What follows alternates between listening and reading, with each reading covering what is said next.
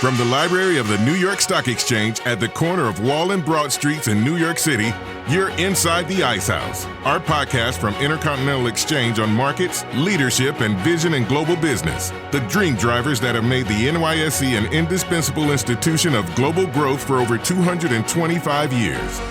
Each week, we feature stories of those who hatch plans, create jobs, and harness the engine of capitalism.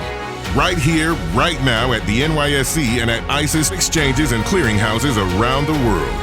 And now welcome inside the Ice House.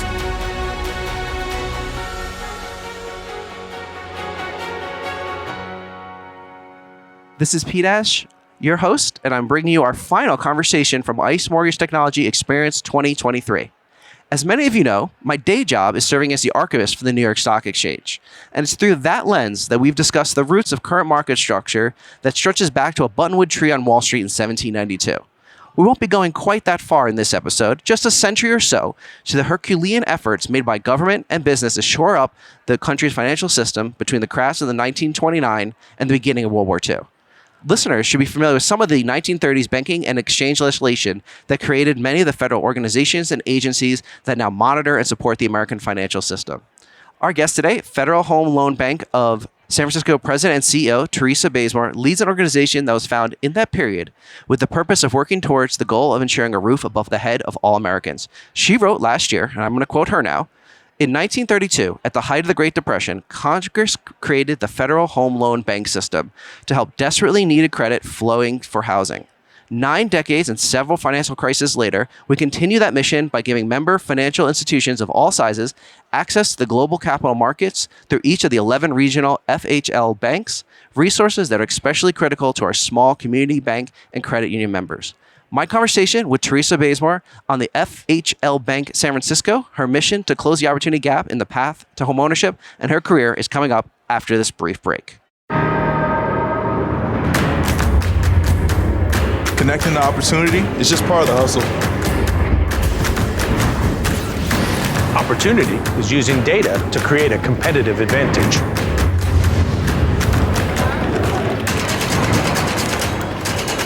It's raising capital to help companies change the world.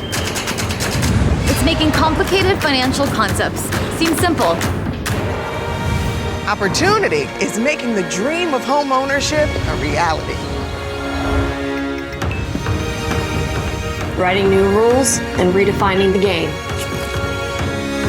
And driving the world forward to a greener energy future. Opportunity is setting a goal and charting a course to get there. Sometimes the only thing standing between you and opportunity is someone who can make the connection. At ICE, we connect people to opportunity. Our guest today, Teresa Bazemore, joined FHLBank San Francisco as president and CEO in March 2021. Previously, she was president of Radian from 2008 until 2017.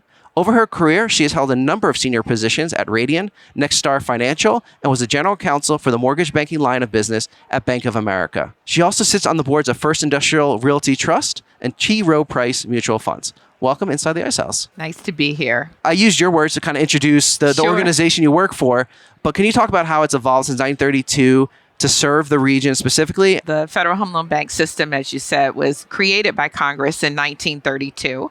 There are 11 regional banks. For the San Francisco Bank, we cover California, Arizona, and Nevada. And each bank is regional so that we can focus on what the needs are of the institutions, but also of consumers and businesses that are in our district. And so over that period of time when we first were created, you can imagine there were sort of these building and loan associations. Think about It's a Wonderful Life and George Bailey. That's exactly what I was thinking about. Also insurance companies, because at that time, insurance companies made a lot of loans directly to consumers. So as a result of that, we went fast forward, right? And as institutions started to change, Congress made changes over the course of time where now consumer banks, community banks, credit unions, and CDFIs, community development financial institutions, are also now eligible member types for the Federal Home Loan Banks. They are able to come to us for loans that we call advances. We credit underwrite our members on a consistent basis. They pledge collateral with us. So one of the misnomers about how we operate is that when they make a loan request, we already know what their borrowing capacity is because we've already sort of underwritten them in advance. They can come and get immediate liquidity for whatever those needs are. So whether it is to fund their portfolios, members of the Federal Home Loan Bank System also are a large percentage of the holders of loans and residential mortgage-backed securities. So that helps support the 30-year fixed rate mortgage in our country. How large is the team that you're working with to cover 3 large states? Well, we have about 320 of employees. So it's not a huge number of employees. I think we're pretty efficient in that regard. And we are a wholesale bank, so we're mostly focused on our members, but we're also focused a lot on the community, the developers, the nonprofits. We take 10% of our net income to support affordable housing. And so it's really important for us to understand what's going on the ground in our districts. So we have a good chunk of folks who are focused on that. But yeah, we do everything with a bit over 300 people. That's impressive. And we're recording this in March 2023. So I believe you just hit 2 years in the position. What was that opportunity in California? We're going to talk a little about your past, mostly East Coast, yes, that got you to move across the country. So in reality, I had been in the industry for many, many years, and I decided to retire. And my husband and I decided that we wanted to be in a warmer climate. And unlike a lot of people, we decided to move to Los Angeles. We wanted to be in a vibrant city where, we're both lovers of the arts. So theater, art, all of those things are important to us. So we tested it out for a couple months, and then we moved several months after that. So we were already living in Los Angeles when this opportunity came up. So it was sort of very fortuitous in that regard because I was already living in the district. But then I had the opportunity to take this opportunity. And a lot of it was about the mission. A lot of it related back to my interest in affordable housing, really trying to help people get into their first homes. And also the fact that when I was at Radian, we spent a lot of time building up our business with community banks and credit unions and really trying to partner with those folks. And that was a large part of the membership at the Federal Home Loan Bank. And how did your husband feel about, you think you went out there to enjoy retirement and quiet, and all of a sudden you take on this high profile, important job? He's been very supportive of it. I think he recognized that it was very much in accordance with sort of what was important to me. And so he's been very supportive. You said on stage today that you're a recovering lawyer. Yes. You studied law at Columbia and actually clerked a few miles from where I currently live in New Jersey. Where did that interest in law come from? And then also, how did you get involved in this sort of intersection of lending and law that caused you to go a different direction? So actually, when I was growing up, I thought I wanted to be a doctor. I thought that was my way of helping people. I was a candy striper in high school. And when I got to the University of Virginia, I volunteered to work in the university hospital in the operating room. And I won't go into everything that I saw, but let's just say that I decided that I needed to rethink my future. And so I spent some time really thinking about, well, what were my skills and what would that align with? And I decided that it would align with me being a lawyer, but at the same time, I wasn't interested in litigation. I wasn't interested in being in the courtroom. And so that's how I came to sort of the view that I should be in business in some way as a lawyer. I didn't know what that meant when I went to law school, but I knew it meant something. And so as I was learning about different paths that you could take as a business lawyer, one of my friends was getting an MBA and started focusing on real estate. And I thought, this is really interesting. And so I started looking for opportunities.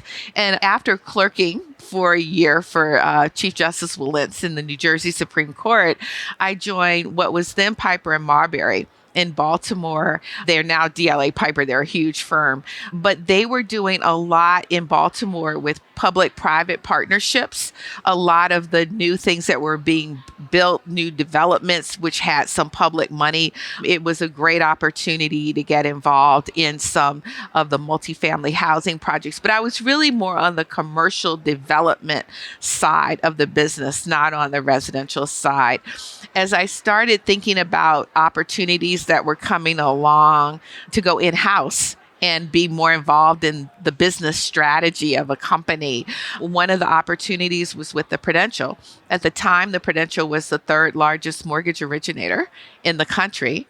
And that was my introduction to the residential side of things. And I've loved it because it really, you are touching families with each of those loans that's made. You're touching a family and making home ownership and hopefully creating a better sense of security, creating a better foundation for that family and their children. There's a lot of studies that show having a secure home is so important for health, and not just mental health, but physical health as well. Oh, no question about it. Look, that might have been my 15-year-old way of thinking about making a difference, but I think this industry does that. And that was a huge part of my decision to sort of come out of retirement and join the Federal Home Loan Bank, because that mission around affordable housing is an important mission. General counselors are usually viewed as placeholder CEOs, right? When a company's being acquired, or maybe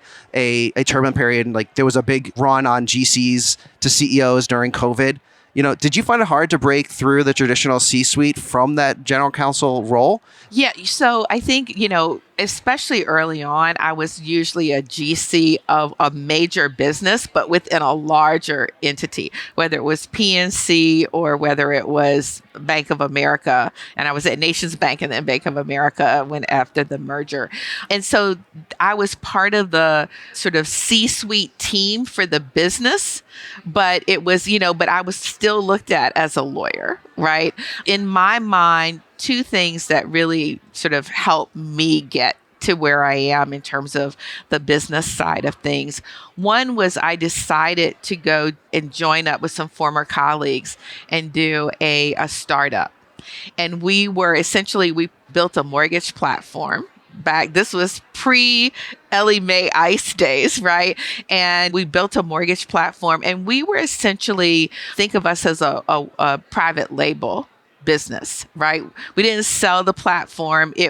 But we did do loans for community banks, credit unions, other independent mortgage banks on that platform. We sold it to MBNA, but as part of that, I learned a lot about building a business and had the opportunity to do things that were not just being one of the lawyers or even being on the management team of the business. And then when I went to Radian, I went as the general counsel, but about 4 months into it, I also became the chief risk officer. And I thought that was going to be temporary. We were going to do a merger. We ended up mutually deciding not to do the merger. But I found myself with that role. And I think that really teed it up, especially as we got into the financial crisis, for the request to come from our CEO for me to be president of the business. And that was about 85% of the revenue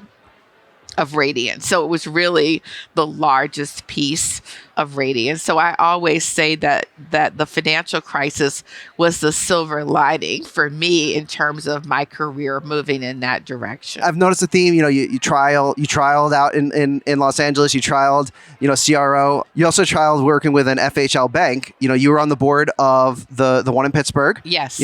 Did that experience prepare you for your current role? And you mentioned earlier that the regional banks are designed to work on their specific regional issues, but are there these universal issues that you were exposed to then that you've continued to work on? Absolutely. So actually, one of the things that happened when I retired was that I wanted to get on corporate boards. So if you think about the Federal Home Loan Banks, we're really separate companies with separate boards. We're regulated by the FHFA. Our stockholders are our members, right? And so each board is comprised of representatives from member organizations, and then there have to be a certain number of independent directors for each Federal Home Loan Bank. So I was an independent director at the Federal Home Loan Bank of Pittsburgh, and that was my first board seat on a corporate board. I had a residency requirement though, so I had to live in Pennsylvania. So once we made the decision to move to California, I had to give that seat up. Fortunately, at that point, I had picked up a couple of other corporate board. So I was able to continue doing that. But that was a huge benefit for me going into this role, because while I knew about the Federal Home Loan Bank System, and even Radian, when I was there, we joined as a member of the Federal Home Loan Bank System.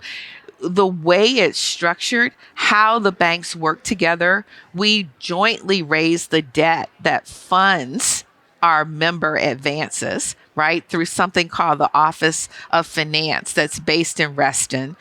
All of us as CEOs of our individual 11 banks sit on the board of that organization, and it's the second largest issuer of debt behind the Treasury. So when you understand that structure, you get to learn that through being on the board. You also learn about the affordable housing program and how that's structured. You learn more about the oversight by the FHFA. So I went into this job as someone who had not worked in the system, but as someone, because of that board service, who was more familiar.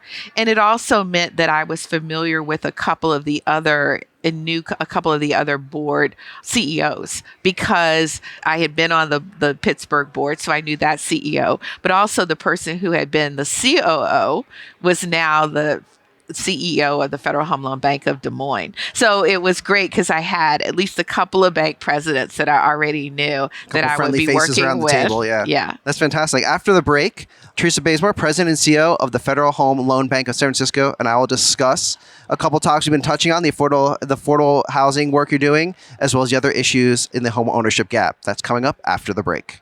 Shopify Editions is back with over 100 product updates and enhancements all in one place. Explore our latest solutions for every aspect of commerce, from starting and scaling a business so you can sell everywhere easier, to flexible components for enterprise needs. Businesses can choose which technologies they need to create the customer experience they want. And developer tooling to customize any commerce experience. We know how important it is to offer the right mix of power, flexibility, and customization across our surfaces. No matter what you're building, you can build for the long term with Shopify.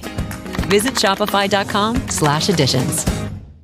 Welcome back. Before the break, Teresa and I were talking about her career. Back in December, you wrote an article highlighting some of the underlying data of minority home ownership. I actually think your friend Bob might have stolen some of your data today on the stage, including this home ownership gap between white and black Americans that remains wider today than it was before the Fair Housing Act of 1968. How can that be? Is sort of the first question I want to ask, but then also, is it too early to draw any conclusions from some of the positive trends that we've seen, as Bob said on stage today, at least 2% for black and I think 2.5% for Latino households? So it's really disheartening, honestly, because I think there's so many of us who over the trajectory of our careers have tried to work on bringing more people into home ownership. And we were making progress. Unfortunately, I think that a large part of the erosion was due to the financial crisis, right? And it was also due to some of the predatory lending that took place in advance of the financial crisis, which also helped spur how bad the financial crisis was. So you saw a lot of people who were, able to buy a home, but not necessarily in a sustainable way. They didn't necessarily have the ability to repay. And that should never be the case. You want to have someone go into a home where they have the ability to repay. It doesn't help them. It's not psychologically a good thing to buy a home and then lose it. But also, people have invested their hard-earned money, right? Whether it's the down payment, the closing costs, or, buying furniture, whatever they spent to get into the home and then to set up the home, they then lose that, and they lose that wealth that could have otherwise been in their bank account. So I think it's really important to understand how that happened, to your question. Then when you look at the erosion, how do we get back to it, right? Some of the underwriting systems I think that we use don't necessarily fully look at someone's ability to repay. So we got a lot of people out there who are spending a lot of money on rent, and they're consistently able to pay that rent. Why aren't we looking at rent and payment history on rent or other utilities? The funny part is, before we had automated underwriting, we did. And so one of the things we've been focusing on, one of the papers that we sponsored with Urban Institute that was on sort of automated underwriting and alternatives, we've also done a housing summit on, is to focus on, are there additional databases, information that could be used as supplements? So if someone's underwritten and they don't get qualified through that normal course, is there other information that is just as helpful in terms of being able to show that they in fact have the ability to repay going forward? And so that's been one of the areas of focus. We also had a paper that came out on student lending. And because of the wealth issues, right, we had a situation in our country where for many years, Black and brown families were sort of shut out of getting financing. Then they were able to get financing, but because you had less of, less people who own a home, and you have less time for the building of wealth during that time frame, it's harder for Black and brown families to help finance the education of their kids. And so as a result of that, what we found is that Black and Hispanic folks usually have more student debt because they've had to borrow to finish college. And that is an impediment, right, when they're trying to get a loan, because their debt to income ratios become too high. So I don't know that we know a solution to that issue, but there's certainly opportunities to help with down payment assistance and other things that could potentially help. You brought up student debt. We're recording this just as, Biden's plan for student debt forgiveness is going through the courts. You've been in support of that. You wrote an op-ed in 2022. Do you think that this sort of racial and diverse element is not really being considered enough as it goes through the courts? The question is more of an administrative question, right, that the courts are looking at, which is sort of, does the administration have the right to do this? And I think that as they're looking at that issue, sometimes those administrative issues become more of the focus than sort of the true policy issues. Certainly, I think the Biden administration, in putting this out there, was trying to address some of that, because they allow for larger forgiveness if it's a Pell Grant.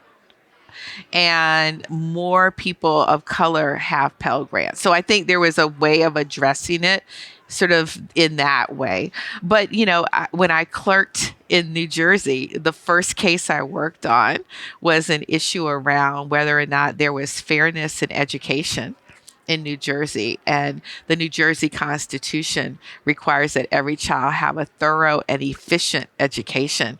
That's over and above an equal protection argument.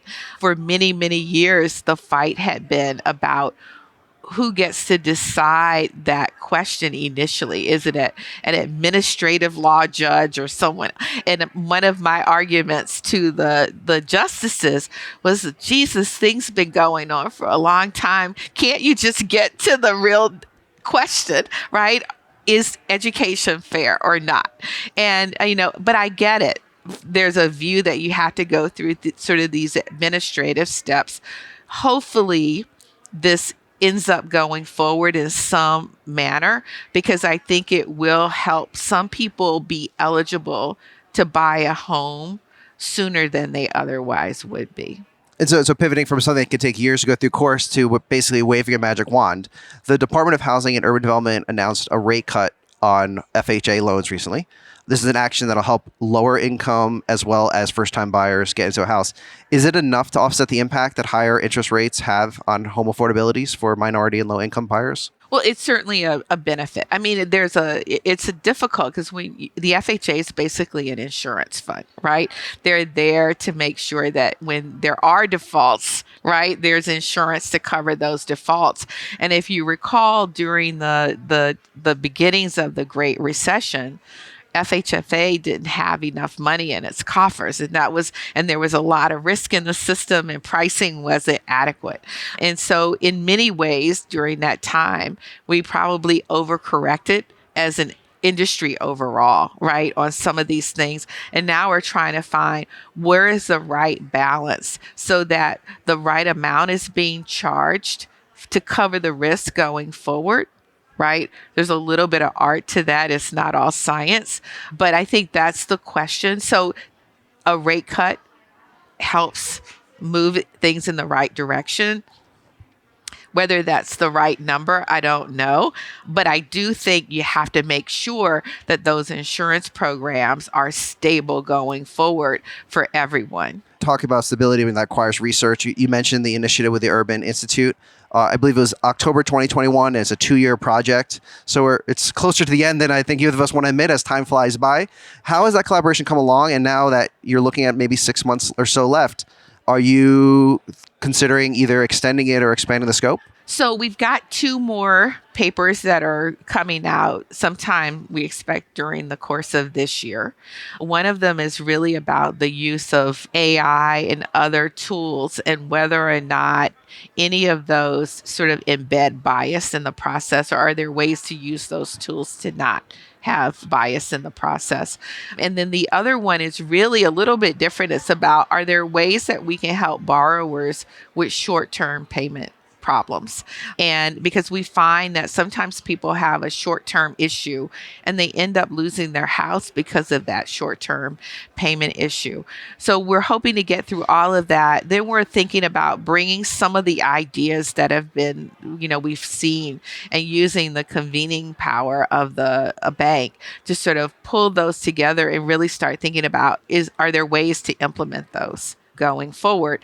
And then we're separately taking a look at some of them. There have been a lot of new ideas that I wasn't aware of that Urban has uncovered. So I think it's been helpful, and I hope it'll be helpful for others who are in the industry. And then we're looking at, are there things that we could incorporate into what we're doing? So for instance, could you use the rental information, or could you incorporate residual income scoring, and then we would still take those loans in the same way that we would take a traditionally underwritten loan. So I think we've got to figure out what pieces of it might work in sort of the framework of how we operate, but we're learning a lot, and I'm hoping that it will help us move forward to help more people have access to home ownership. On stage today, you were talking about your own personal experience living in an older home. I think you said it was built in the 1920s. So yeah. before the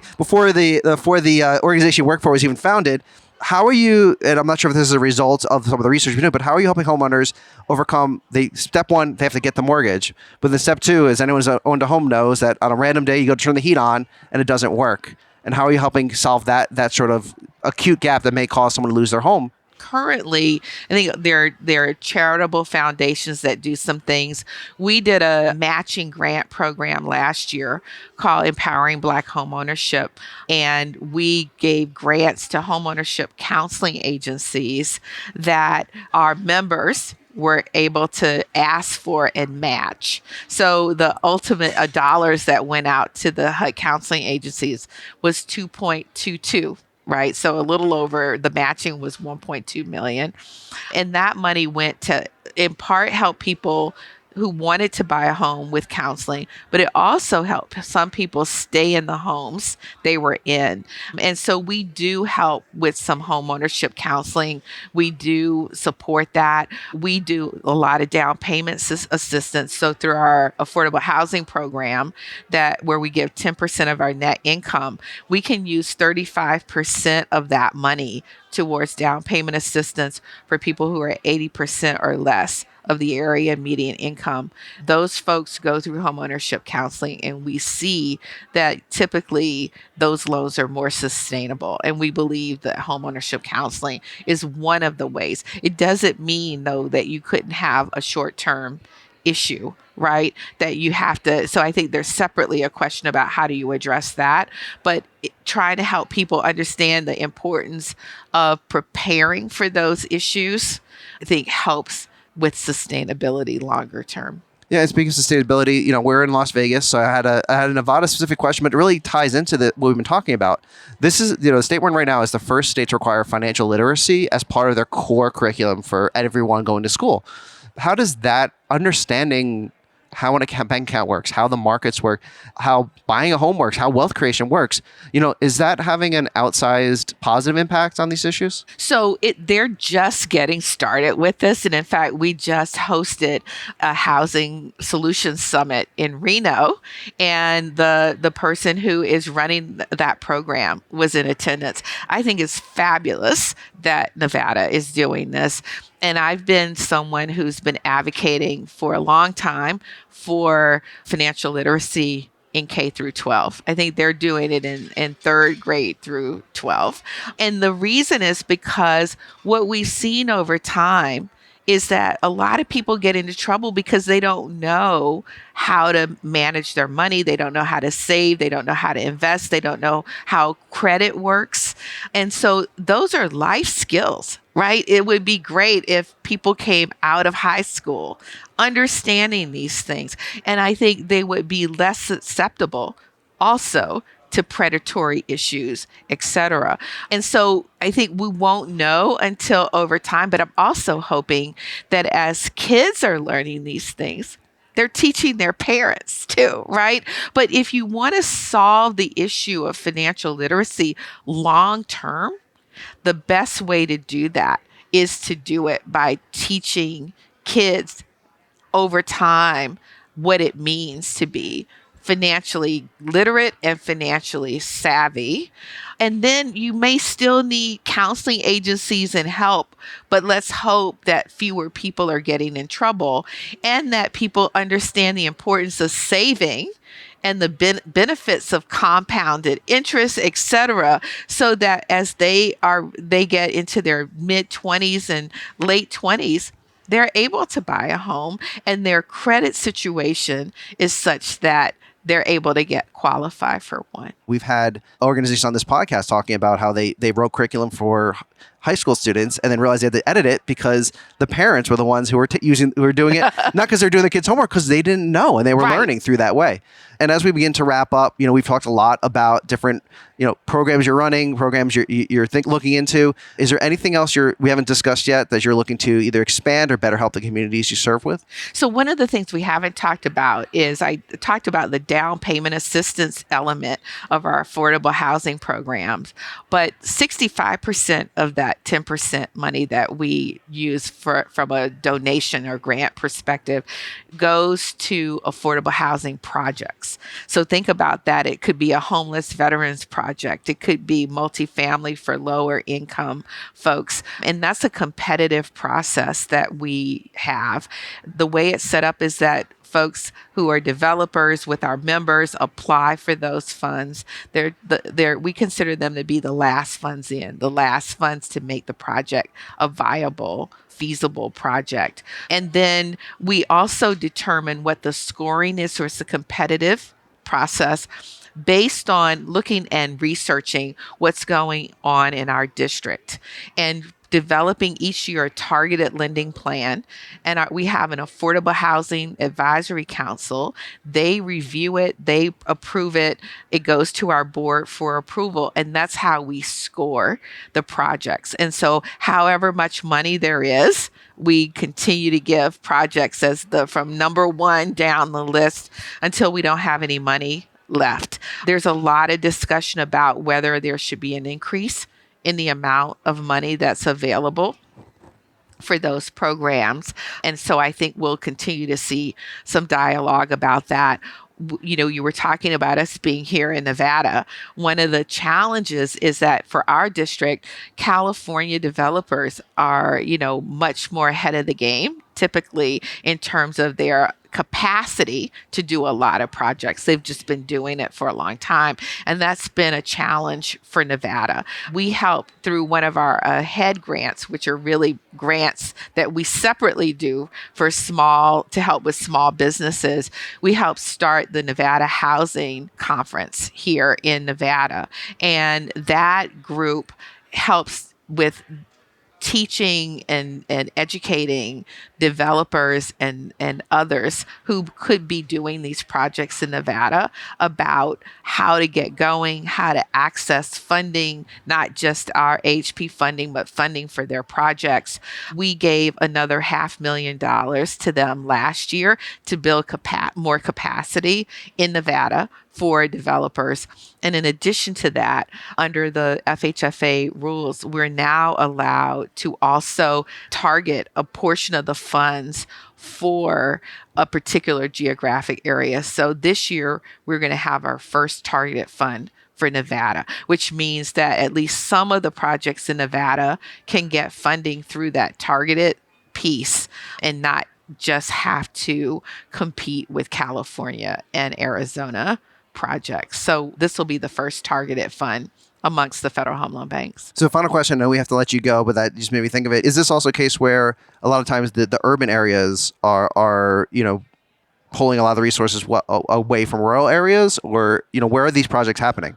They're happening really all over. And I think we've been able to do a pretty good job of looking at the needs of our rural communities as well. But as you would imagine, quite a bit goes to urban areas, especially with the focus on homelessness. And so that draws a lot of dollars.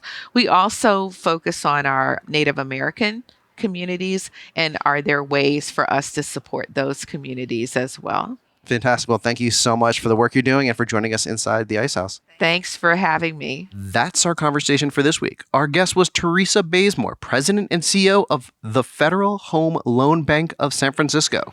If you like what you heard, please rate us on iTunes so other folks know where to find us. Got a comment or question you'd like one of our experts to tackle on a future show? Email us at icehouse@ice.com or tweet at us at IceHousePodcast. I'm Pete Ash, your host, signing off from the podcast studio in the middle of ICE Experience 2023. Thanks for listening. Talk to you soon. Information contained in this podcast was obtained in part from publicly available sources and not independently verified. Neither ICE nor its affiliates make any representations or warranties, express or implied, as to the accuracy or completeness of the information, and do not sponsor, approve, or endorse any of the content herein, all of which is presented solely for informational and educational purposes. Nothing herein constitutes an offer to sell, a solicitation of an offer to buy any security, or a recommendation of any security or trading practice. Some portions of the preceding conversation may have been edited for the purpose of length or clarity.